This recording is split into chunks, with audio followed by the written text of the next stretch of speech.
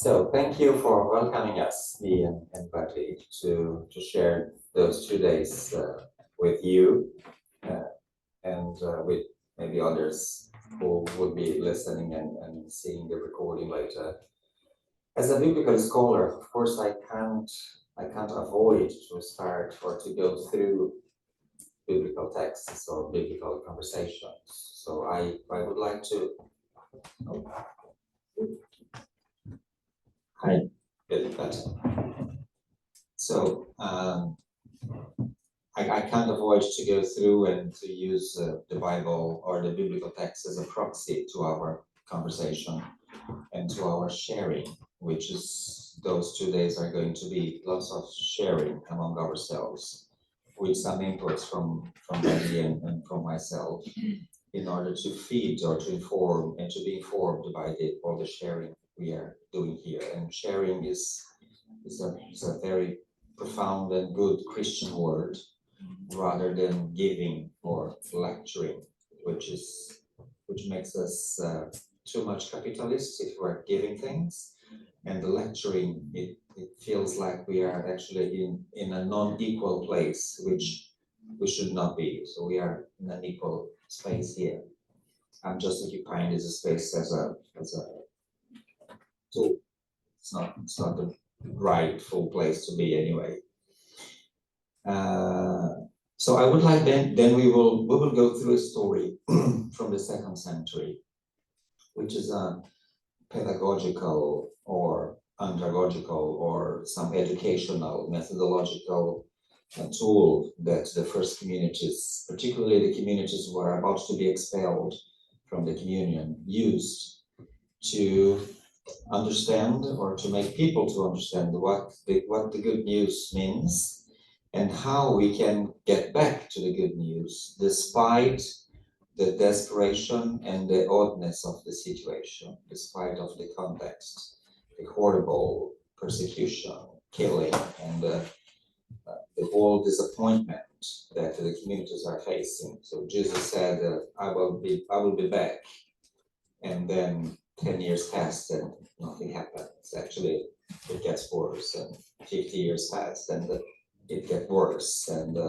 how he would be back.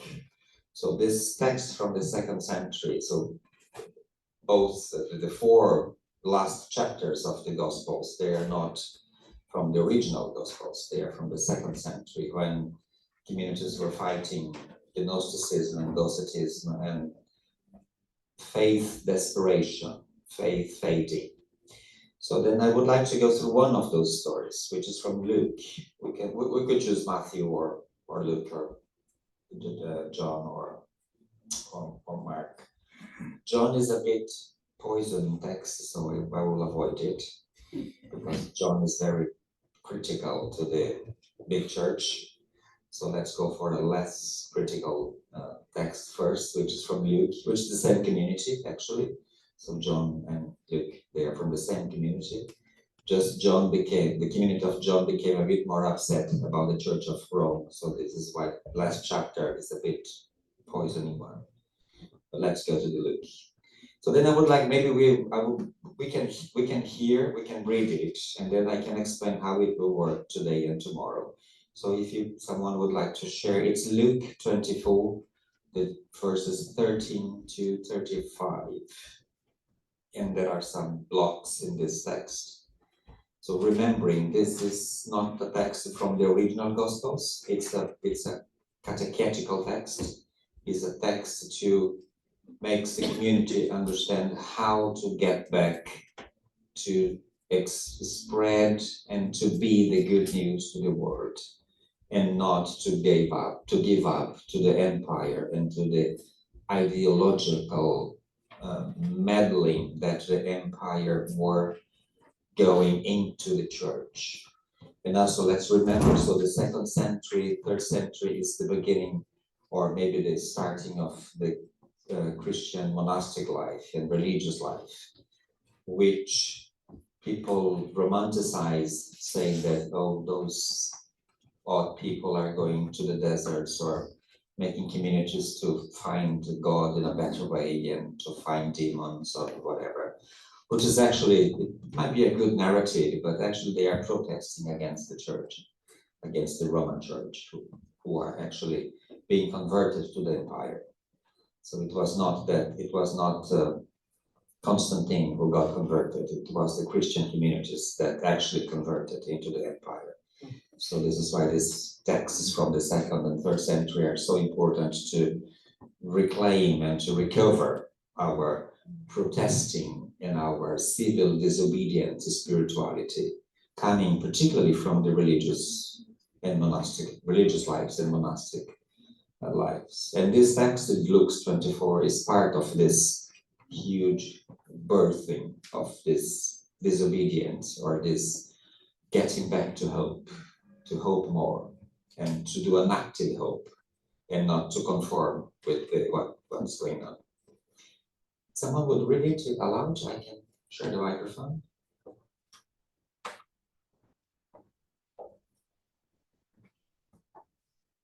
Now that same day, 2 of them were going to a village called Emmaus, about 7 miles from Jerusalem. They were talking with each other about everything that had happened. As they talked and discussed these things with each other, Jesus himself came up and walked along with them, but they were kept from recognizing him. He asked them, "What are you discussing together as you walk along?" They stood still, their faces downcast. One of them, named Cleopas, asked him, "Are you only a visitor to Jerusalem and do not know the things that have happened there in these days?" "What things?" he asked. "About Jesus of Nazareth," they replied. "He was a prophet, powerful in word and deed before God and all the people. The chief priests and our rulers handed him over to be sentenced to death, and they crucified him. But we had hoped that he was the one who was going to redeem Israel. And what is more, it is the 3rd day since all this took place. In addition, some of our women amazed us. They went to the tomb early this morning, but didn't find his body. They came and told us that they had seen a vision of angels who said he was alive. Then some of our companions went to the tomb and found it just as the women had said, but him they did not see." He said to them, "How foolish you are, and how slow of heart to believe all that the prophets have spoken. Did not the Christ have to suffer these things and then enter his glory?" And beginning with Moses and all the prophets, he explained to them what was said in all the scriptures concerning himself. As they approached the village to which they were going, Jesus acted as if he were going farther. But they urged him strongly, "Stay with us, for it is nearly evening, the day is almost over." So he went in to stay with them. When he was at the table with them, he took bread, gave thanks, broke it, and began to give it to them. Then their eyes were opened and they recognized him, and he disappeared from their sight. They asked each other, "Were not our hearts burning within us while he talked with us on the road and opened the scriptures to us?" They got up at once and returned to Jerusalem. There they found the 11 and those with them assembled together and saying, "It is true, the Lord has risen and has appeared to Simon." Then the 2 told what had happened on the way and how Jesus was recognized by them when he broke the bread. While they were still, that's the end.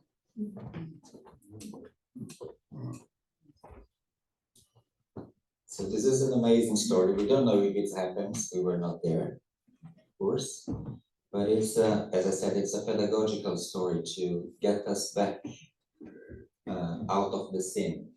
So which, you know, that sin is a word that means we are missing the target. So hamartos is the qualification of someone who is missing the target. It does not have to do with moral issues. In etymologically speaking, if you are heading to somewhere and you are just, your GPS makes you do the wrong direction, so you are a sinner because you miss the target. So then you have to make your way back to do something and to get help to fight the sin, to go against the sin. You can't erase the sin, but you can fight it. You can go back into the target that you are, first of all, established for you. Of course, we need to know where we are going to be. You do remember that conversation between the cat and Alice. Alice was in the, so which way I should go? And the cat said, where you want to go? And she said, well, I don't know. So that's why I can't answer you if you don't know where you want to go. So we need to know where to go in order to not sin, to avoid sin, to avoid missing the target. And this couple, Cleopas, and maybe his wife Mary, so he was married. So we know this because of the John's Gospel. So maybe this couple, they were in a desperate way. So they were expecting something, it didn't happen the way they expected, and they are sinning. They are actually moving out of the main target that they established before when they were living and working and ministering with Jesus. And this was out of maybe misunderstanding or maybe stubbornness. They wanted something that Jesus didn't want, but they didn't want to listen. So we don't know actually the reasons, but the fact is they were going out. They were going apart from the good news that they were established to do. There was their mission. So and this story has four main parts. So we will role play these 2 days, those parts. So we will be Jesus, Mary, Cleophas, maybe the distrusted male disciples. Males are problematic sometimes. And the women that was telling the truth, but nobody was actually listening to them. And of course, there had to be a mansplaining. So the women said something, but of course that must be a man who can explain again. So then people believe. So this is the story. Maybe we do this. We will do this role play today and tomorrow. So it's going to be a journey between me and Betty together on this particular journey. So the first thing we will have until 10:45 is the first part of our session. So I would invite you to do 3 groups of 3. And if you can choose someone you don't know would be better. Know well would be better, but you can do groups of 3 and do the 3 main things that this instruction text tells us to do. So first of all, to approach. And you know that there is this, have you seen the movie Avatar? No. No, you should. It's the first one. The second one is horrible, but the first one is nice. But in this movie Avatar, they reclaim an African greeting, which is a very good one. So which is I see you. So when you meet someone, you just say I see you. And I see you, it's not just that I have the capacity to actually see you.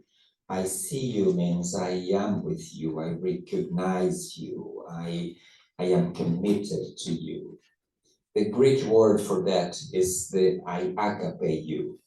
It's not that I phileo you, or I want to have sex with you, with eros. No, it's I agape you. So this is I see you. I have an agape with you. I have a commitment. Even though maybe I don't know you, but in my heart, I am. This is why I see you. So let's do this first thing. So maybe we do the greetings to each other so that I see you. And it's difficult in our culture to look into the eyes for a long time, but maybe 3 seconds is not harassment. So let's do 2 seconds. in some countries it can consider harassment if you stare to people. So let's not do that here. Maybe 2 seconds, but look into the eyes and I see you. Really, this is the first step of this text. This methodological or this guidance, which is approaching and being present. It's very important. So be here. And the second thing maybe we should do until 10:45 is to ask the question. So, how are you? And really ask the question, how are you? You don't have to answer because sometimes we don't want to answer that. That is fine. But we should say, so I'm sorry, I don't want to talk about it. But if you are willing to do so, please feel free to answer to your body, to your sister and brother. How are you? Really, how are you? And if you are not, if you're not happy with the answer, you please ask again. How are you?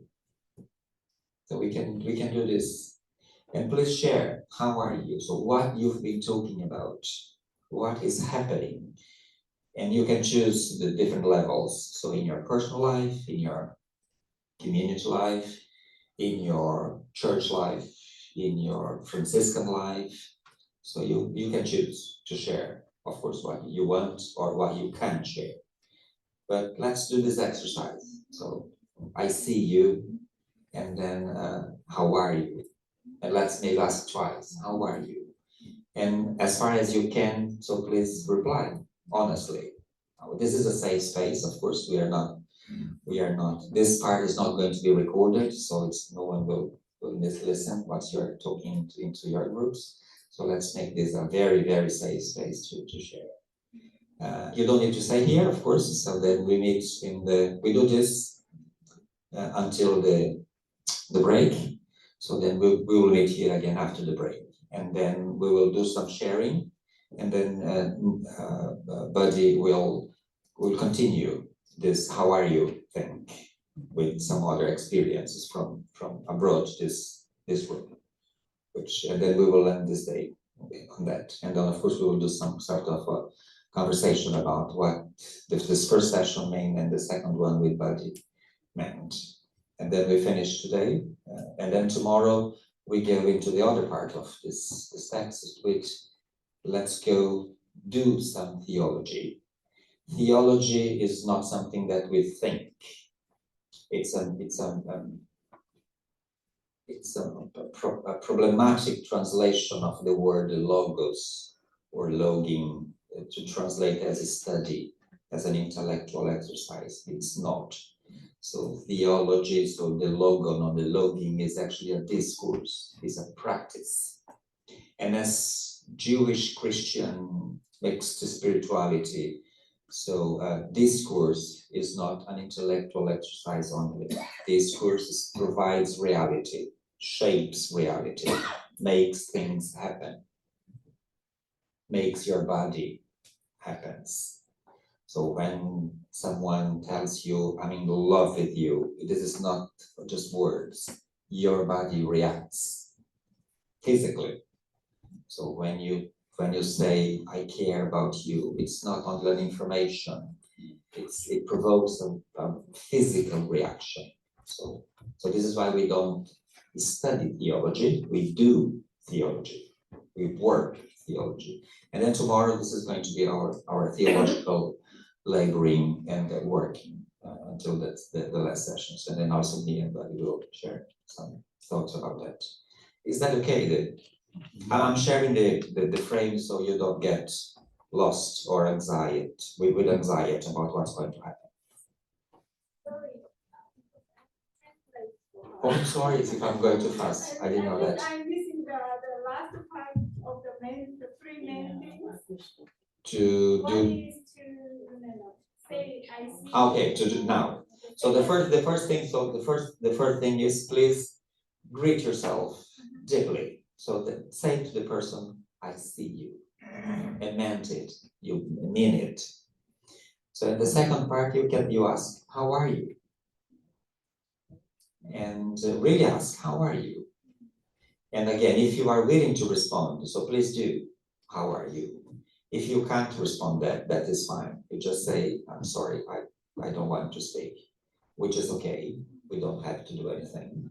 But if you want to, so please say, how are you?